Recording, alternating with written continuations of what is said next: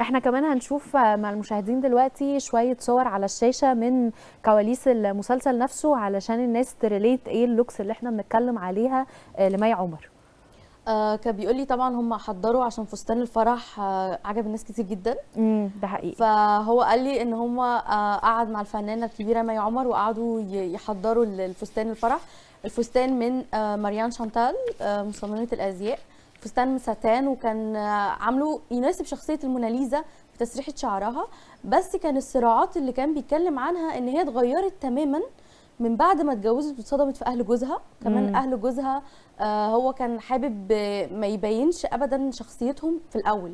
يعني هم كانوا ناس بشكل معين، حب يصدم الجمهور بطريقه لبسهم. بعد كده لما هم كانوا طالعين ان هم اغنياء، بعد كده فقراء. فنانه سوسن بدر بقت تلبس بعد كده لما ظهرت شخصيتها في المسلسل تلبس جلابيات عليها شال.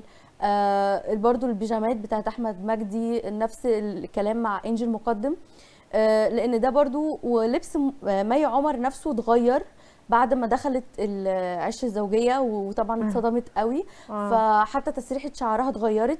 الميك اب اتغير طبعا. الميك اب كان مع الماكيره الكبيره حسن زينب حسن. لان هو قال لي ان هي عملت نو ميك اب ميك اب.